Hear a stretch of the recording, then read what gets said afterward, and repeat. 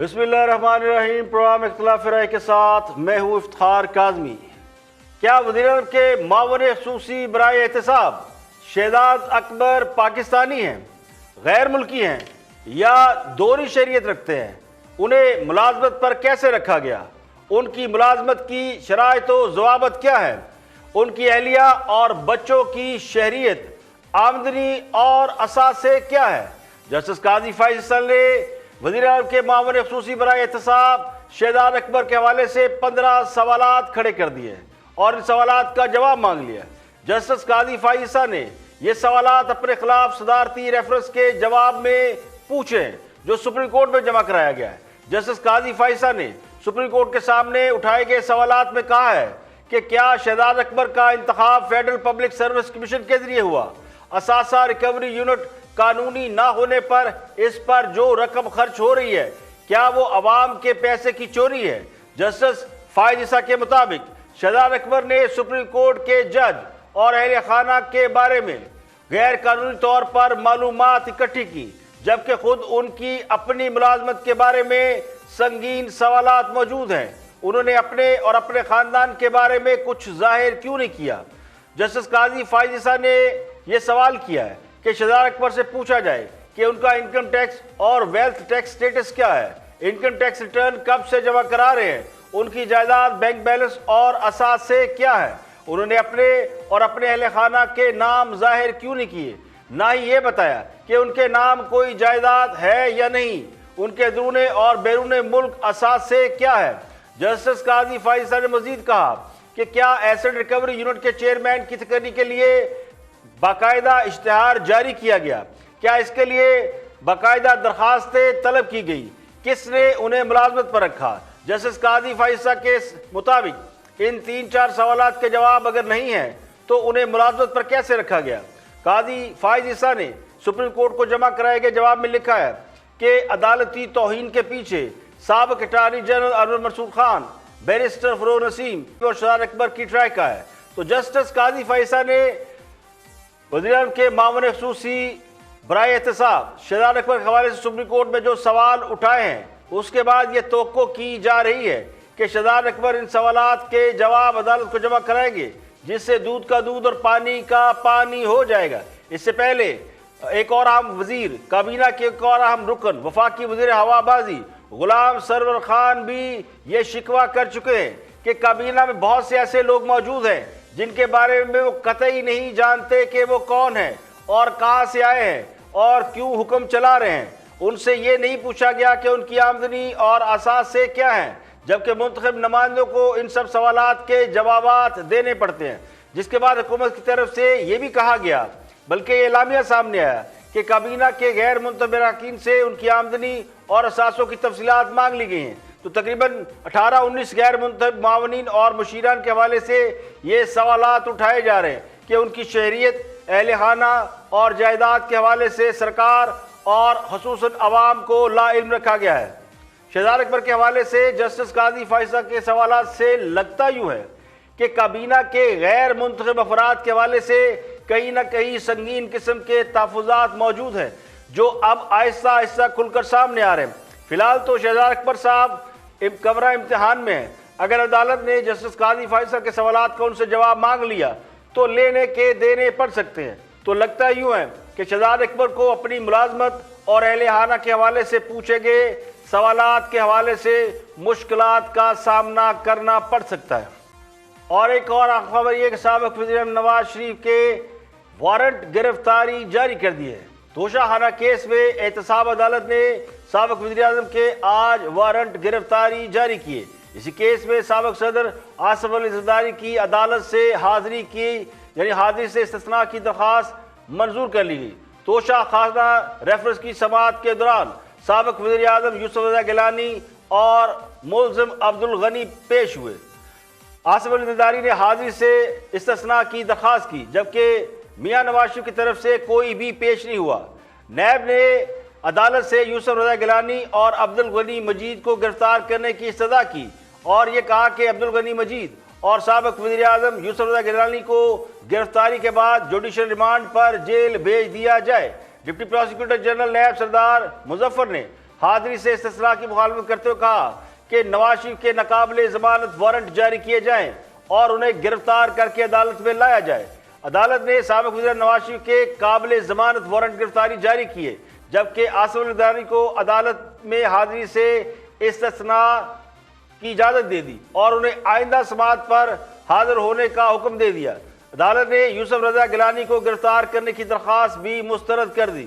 عدالت نے آصف زرداری سمیت تمام ملزمان کو 11 جون کو دوبارہ طلب کر لیا ہے۔ توشہانہ کیس کے مطابق سابق صدر آصف زرداری اور نواز شریف نے یوسف رضا گیلانی سے غیر قانونی طور پر گاڑیاں حاصل کی۔ یوسف رضا گیلانی اس وقت وزیر اعظم تھے اور آصف علی زرداری صدر پاکستان تھے۔ آصف علی زرداری کو بطور صدر لیبیا اور یو اے ای سے بھی گاڑیاں تحائف میں ملی اور انہیں گاڑیاں توشہانہ میں جمع کرانے کی بجائے خود استعمال کر لی۔ نواز شریف 2008 میں کسی بھی عہدے پر نہیں تھے، لیکن انہیں کوئی بھی درخواست دیے بغیر خود اس وقت کے وزیر اعظم یوسف رضا گیلانی نے توشہانہ سے گاڑیاں دیں۔ ان گاڑیوں کی ادائیگی عبدالغنی مجید نے جعلی اکاؤنٹ سے کی۔ اور سب سے پہلے بات کریں سابق وزیر اعظم شاہد خان عباسی کے حوالے سے کامران خان کے ساتھ گفتگو میں شوگر سکینڈل کے اوپر شاہد خان عباسی کا کیا کہنا تھا، واچ دس۔ اور جو اس کی مارکیٹ پرائس ہے اس کو آپ ریگولیٹ آپ کے ذہن میں کبھی آیا وائل آپ پرائم منسٹر تھے، آپ کے پاس آپ کی کیبنٹ پہ شوگر والے تھے، شریف خاندان کا شوگر کا کاروبار ہے، زبردست ایکسپیرینس ہے، کہ آپ اس کاروبار کو صاف کر کے چلے جاتے جانے سے پہلے؟ جی میں کر دیا تھا، میں نے یہ صوبوں کے حوالے کر دیا۔ ہم نے یہ فیصلہ کر دیا کابینہ نے کہ شوگر کے ایکسپورٹ پر اب وفاق سبسڈی نہیں دے گا، یہ صوبے جانے اور ان کا کام جانے۔ سپورٹ پرائز بھی وہ مقرر کرتے ہیں، کرشنگ کیپیسٹی بھی وہ مقرر کرتے ہیں، وفاق کہاں سے آ گیا؟ اسی لیے یہ وفاقی حکومت جو ہے یہ سبسڈی نہیں دے پائی، انہوں نے صوبے سے سبسڈی دلوائی اور بالکل غلط اور کرپٹ سبسڈی دلوائی۔ تو میں گزارش کروں گا کہ یہ حکومت بجائے پریس کانفرنس کرنے کے 2 پرچے درج کرے، ایک میرے خلاف، ایک عمران خان کے خلاف۔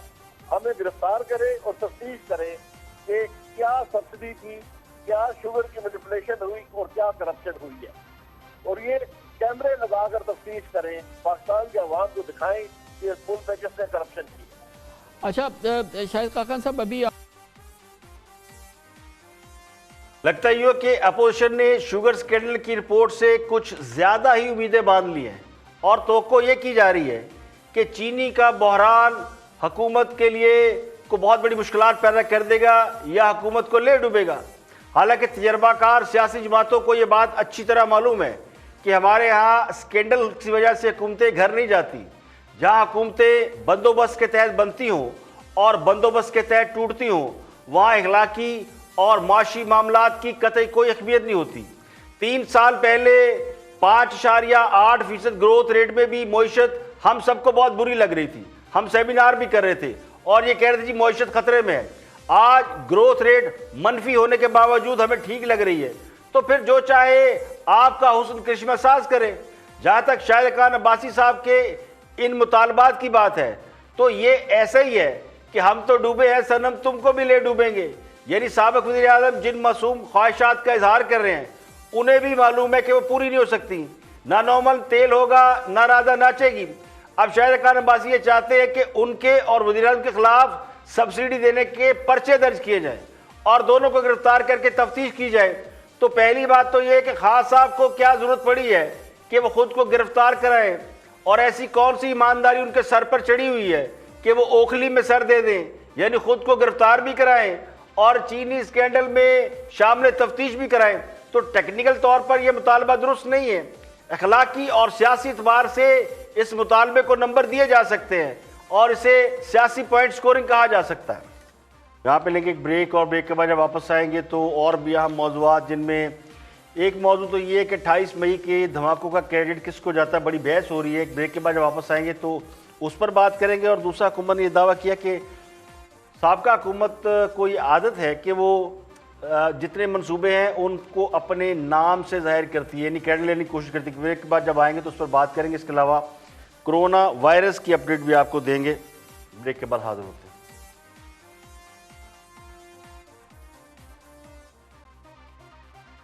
Welcome back. آپ دیکھ رہے ہیں پروگرام اختلاف رائے اور میں افتخار کاظمی. بریک کے بعد حاضر خدمت ہے. آگے بڑھتے ہیں اور گفتگو کرتے ہیں. سب سے پہلے رپورٹ کارڈ میں ارشاد بھٹی گفتگو کر رہے ہیں کہ 28 مئی کے دھماکوں کا کریڈٹ لوگ نواز شریف کو دے رہے ہیں تو کیوں دے رہے ہیں، اور جو لوگ اس کی مخالفت کر رہے ہیں تو کیوں کر رہے ہیں. ذرا ارشاد بھٹی کو سنتے ہیں. یہ بڑا اہم موضوع ہے، اس پہ میں آپ کو 2-3 کلپ دکھاؤں گا اور اس کا آپ کو کنکلوژن بھی دوں گا. تو سب سے پہلے ارشاد بھٹی. آج میرا سب کو سلام، سب کا شکریہ. سر آپ سب کی وجہ سے ہم سر اٹھا کر چل رہے ہیں اور جی رہے ہیں. آپ کا شکریہ، آپ کی مہربانی، آپ کی نوازش. جہاں تک نواز شریف صاحب کے پریشر کی بات ہے، نواز شریف صاحب کے دور میں دھماکے ہوئے. آج بھی کئی گواہ موجود ہیں. گور ایوب نے کتاب بھی لکھی ہے اور اس میں لکھا ہے کہ نواز شریف صاحب دھماکے نہیں کرنا چاہتے تھے، بلکہ وہ کہتے ہیں میں پی ایم ہاؤس میں داخل ہوا تو شہباز شریف، یہ وزیر خارجہ تھے اس وقت، تو میں پی ایم ہاؤس میں داخل ہوا تو شہباز شریف صاحب نے کہا ہے کہ بھائی جان کلنٹن سے بات کر رہے ہیں، اگر کوئی اچھا پیکج مل گیا تو ہم دھماکے نہیں کریں گے. تو اس پر انہوں نے کہا کہ نہیں آپ کو کرنے چاہیے. پھر کیبنٹ کی میٹنگ میں پھر مجید نظامی صاحب جب صحافی بلائے تو انہوں نے کہا کہ اگر آپ نے دھماکہ نہ کیا تو لوگ آپ کا دھماکہ کر دیں گے. تو وہ جیسے بھی ہے، نواز شریف صاحب کا شکریہ کہ انہوں نے دھماکے کیے، لیکن وہ نہیں کرنا چاہ رہے تھے. اور یہ بات 100% ٹھیک ہے کہ نواز شریف صاحب اکیلے تو ہو ہی نہیں سکتے.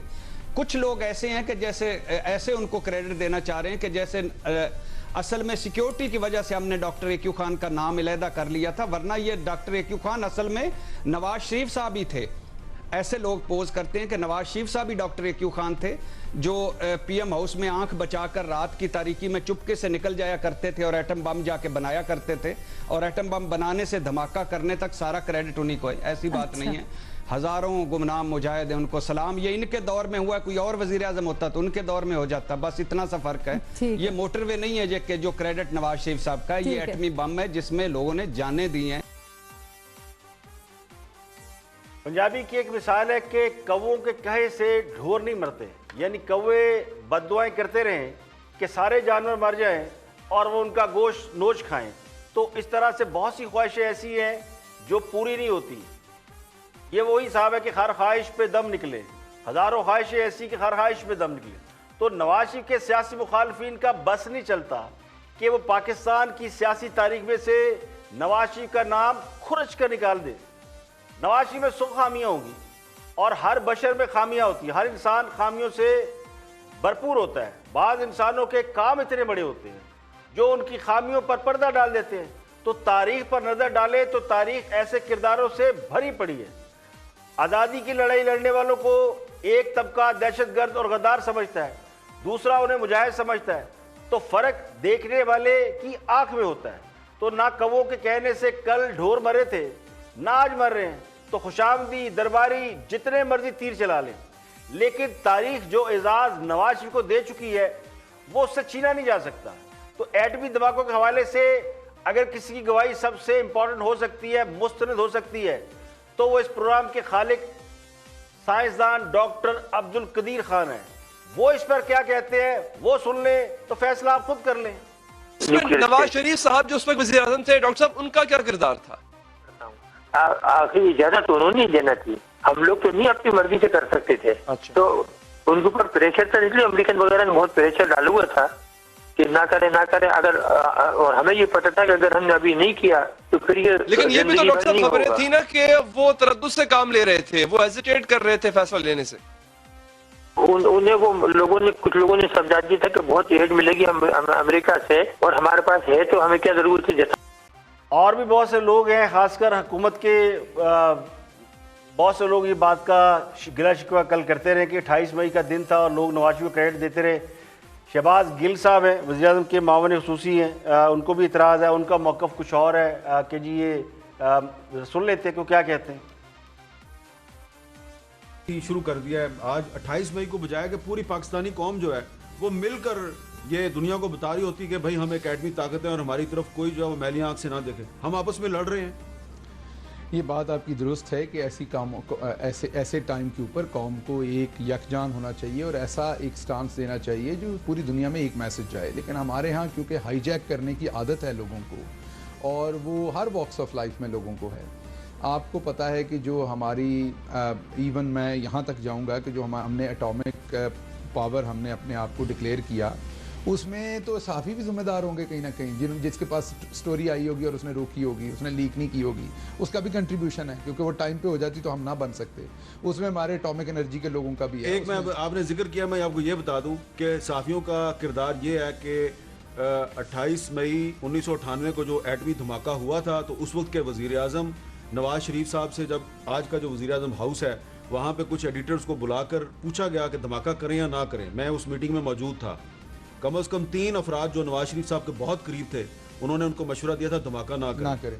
تو کہنے کا مطلب جب یہ آپ پولیٹیسائز کریں گے ایسی چیزیں، اور پھر آپ سب لوگ زندہ ہیں ماشاءاللہ، اللہ آپ کی زندگیاں لمبی کرے، یہیں پبلک لائف میں آپ سارے بھی جانتے ہیں کس نے کتنا تیر مارا ہوا ہے، تو اس میں جب آپ اتنے بڑے بڑے کلیم کریں گے تو پولیٹیکل سپیس میں آپ کو جواب تو آئے گا۔ بالکل۔ اب اگر ہم کو اتنا بڑا کلیم کر دیں، ہماری حکومت جو درست نہ ہو، تو ہمیں ایکسپیکٹ رکھنا چاہیے کہ پھر کلیم آئے گا، آگے سے جو ہے اس کا رسپانس آئے گا۔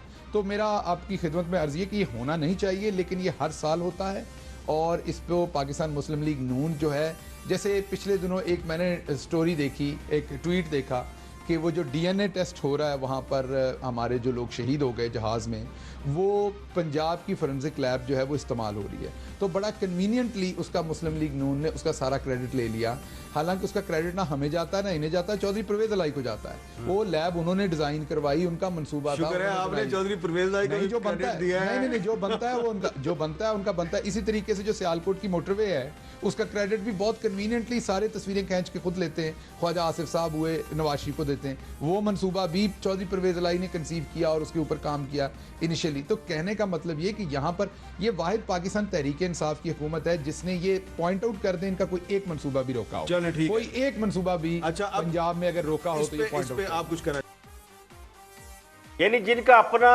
ریکارڈ یہ ہے کہ وہ سابقہ حکومتوں کے منصوبوں پر اپنی تختیاں لگا کر کریڈٹ لینے کی کوشش کرتے ہیں، وہ یہ کلیم کر رہے ہیں کہ یہ کام سابقہ حکومتیں کرتی رہی ہیں، یعنی 2 سال میں ایک بھی پروجیکٹ شروع نہیں کر سکے، نہ کوئی ترقیاتی کام کیے، نہ کسی منصوبے کی بنیاد رکھ سکے، نہ کسی سابقہ منصوبے کو مکمل کر سکے۔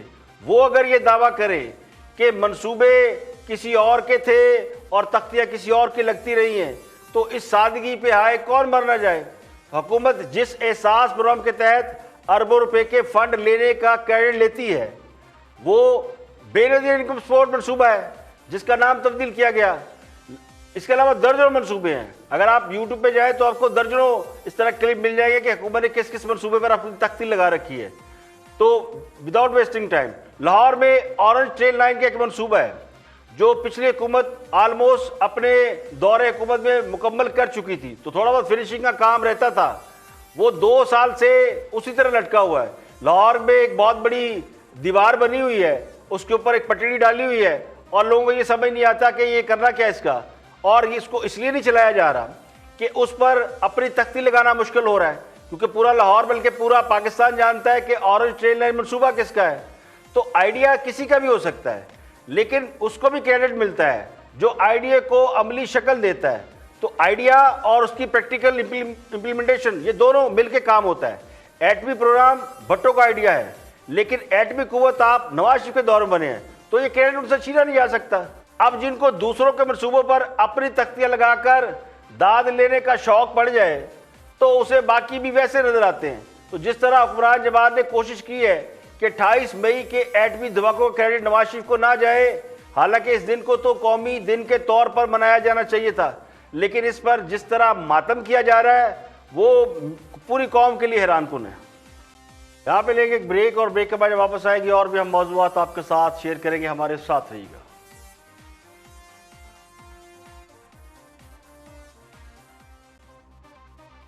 ویلکم بیک، آپ دیکھ رہے ہیں پروگرام اختلاف رائے اور میں افتخار کاظمی۔ بریک کے بعد حاضر خدمت ہے۔ ہمارے کچھ دوست بھی ہیں وہ بھی گلہ شکوہ کرتے رہتے ہیں، تو ان کا گلہ شکوہ آج کل کیا ہے وہ بھی سنتے ہیں رپورٹرز۔ فیڈر نہیں، ایٹمی دھماکہ چاہیے، راول پنڈی میں بچوں کا مظاہرہ، یہ 19 مئی۔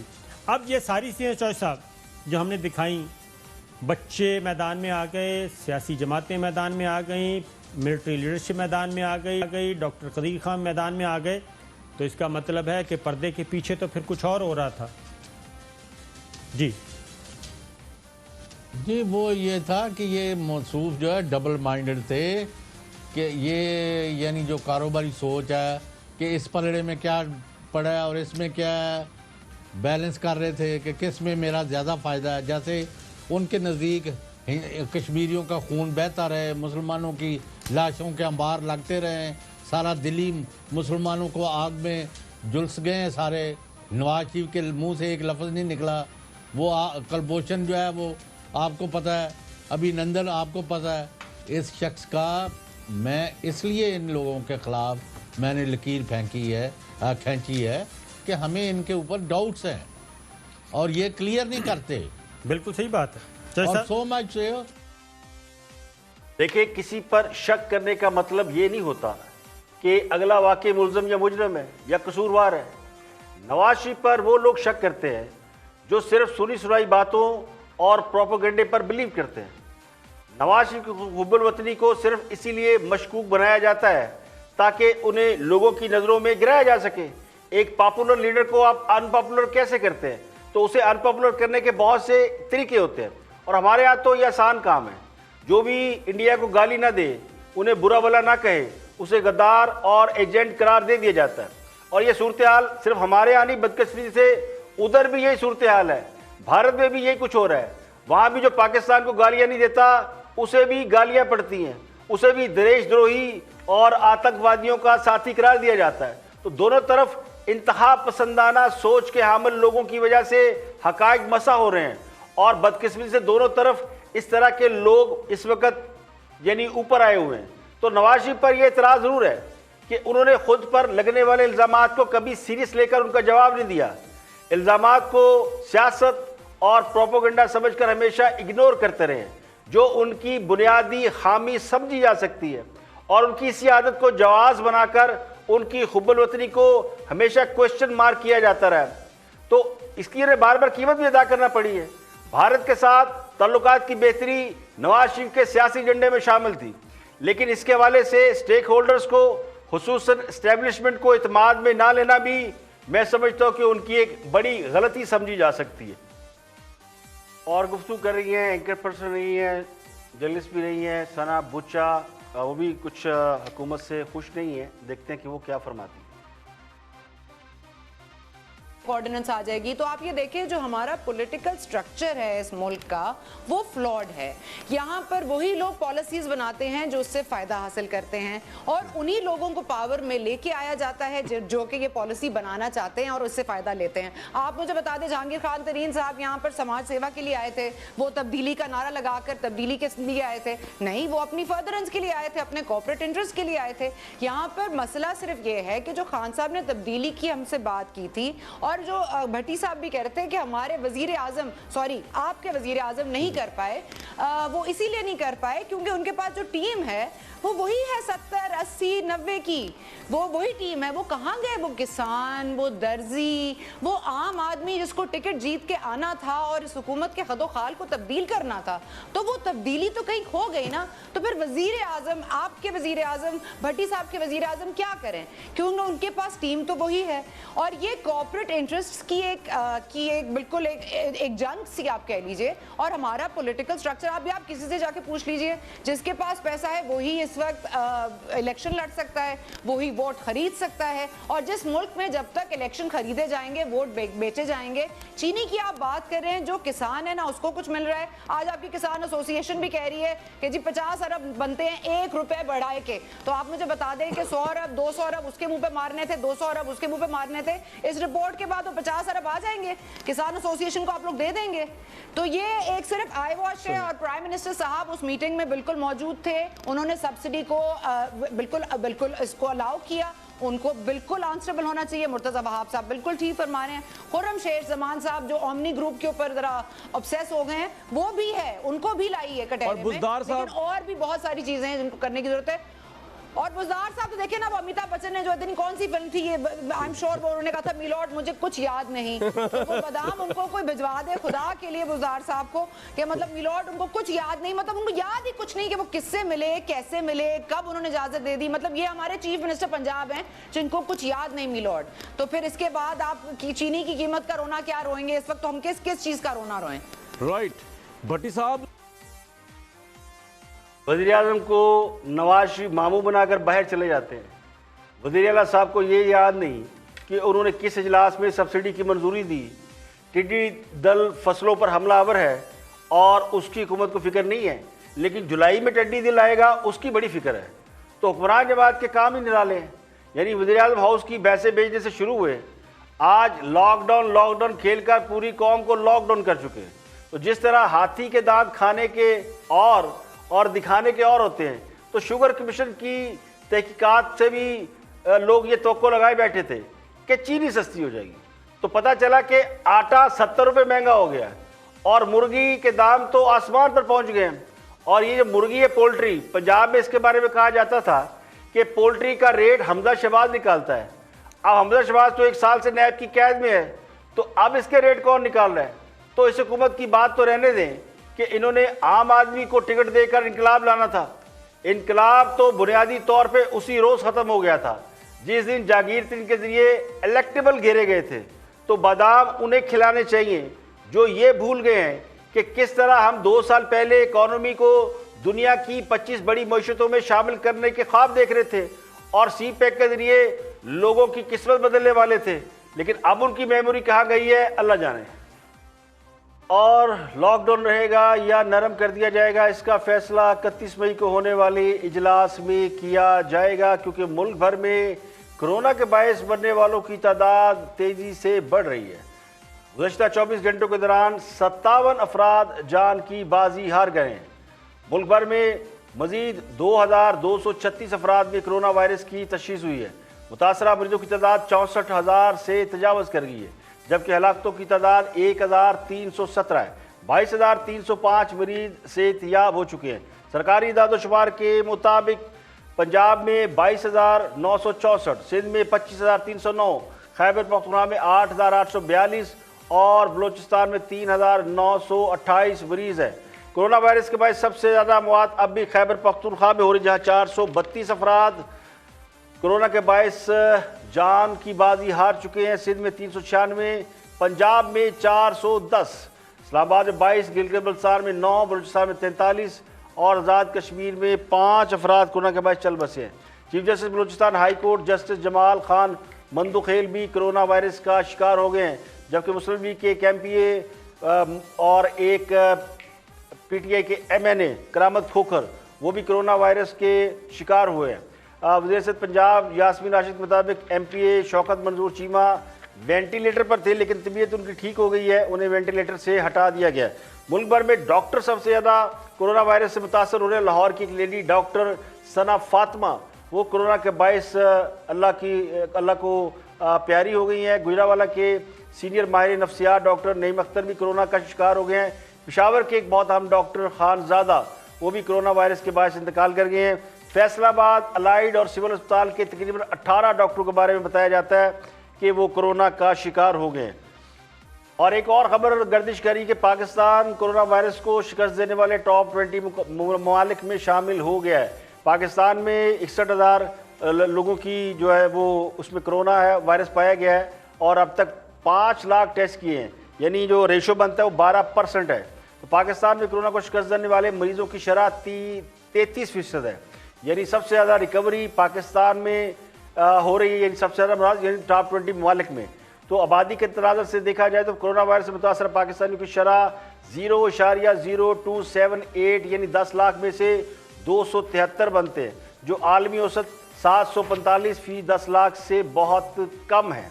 तो पाकिस्तान की मजमूई आबादी के लिहाज से जायज़ा लेते कोरोना वायरस के हाथों लुकमा अजल बनने वालों का तनासब 0.0006 है, यानी 10 लाख में से सिर्फ 6 लोग। इन तमाम निकात की बुनियाद पर कोरोना वायरस के हवाले से पाकिस्तान उन 20 मुल्कों में शामिल हो गया है जो कोरोना वायरस के खिलाफ मौसर अंदाज में कामयाब हो रहे हैं। तो दुनिया भर में कोरोना के मरीजों की तादाद 59,09,000 हो चुकी है। हलाकतें मजमूई तौर पर 3,62,000 से ज़्यादा तजावज़ कर गई हैं। अमेरिका अभी नंबर 1 है जहाँ पे सबसे ज़्यादा मुतासरा अफराद हैं और कोरोना वायरस से अब तक 1,03,333 अफराद मौत के मुँह में पहुँच चुके हैं। मुतासर अफराद की मजमूई तादाद 17,68,000 है। تو کورونا وائرس کے مریضوں کی تعداد کے حوالے سے برازیل دوسرے نمبر پر ہے جہاں تعداد 4,38,000 ہے، جبکہ 26,764 لوگ وہاں پہ جاں بحق ہو چکے ہیں۔ کورونا وائرس سے روس میں کل اموات 4,142 ہے، جبکہ مریضوں کی تعداد 3,79,051 ہے۔ اسپین اس کے بعد 2,84,986، جبکہ 27,119 لوگ اس وائرس کے باعث وہاں بھی وفات پا چکے ہیں۔ تو اٹلی میں کرونا وائرس کی وبا سے مجموعی اموات 33,142 ہو چکی ہیں۔ متاثر افراد کی تعداد 2,31,732 ہے۔ اس کے بعد چین میں بھی بلکہ بھارت چین سے آگے نکل گیا ہے اور بھارت میں کرونا وائرس سے مرنے والوں کی تعداد 4,500 سے زیادہ ہو گئی ہے۔ آج کے لیے اتنے، کل پھر حاضر ہوں گے مزید خبروں، تبصروں، تجزیوں کے ساتھ۔ پروگرام اختلاف رائے سے افتخار کاظمی کو اجازت دیں۔ اپنا بہت بہت خیال رکھیے گا۔